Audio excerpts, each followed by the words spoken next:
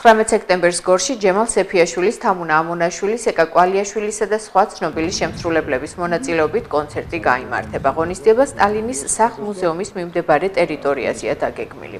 როგორც გორის მერიაში ამბობენ, მოსახლეობას ღონისძიებაზე მრავალფეროვან პროგრამას შესთავაზებენ.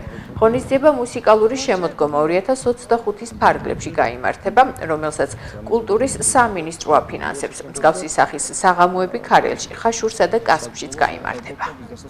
მოგეხსენებათ, წლის განმავლობაში კულტურის სამინისტრო აფინანსებს სხვადასხვა პროექტებს, რომელიც ხორციელდება სხვადასხვა მუნიციპალიტეტებში. მათ შორის გორი ყოველთვის ხდება ამ მუნიციპალიტეტების, ასე ვთქვათ, ნუსხაში.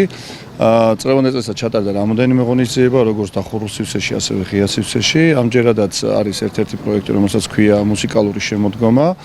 იმართება სხვადასხვა მუნიციპალიტეტებში და ჩვენთან გორში ტარდება 19 სექტემბერს, რომელიც გაიმართება ეგრეთ წოდებული ფანტანის ტერიტორიაზე. მოწვეულები არიან სხვადასხვა ბენდები და სოლო შემსრულებლები. ღონისძიება დაიწყება 19 საათზე საღამოს, ასე რომ ველოდები მთელი გორის მოსახლეობას მთლიანად.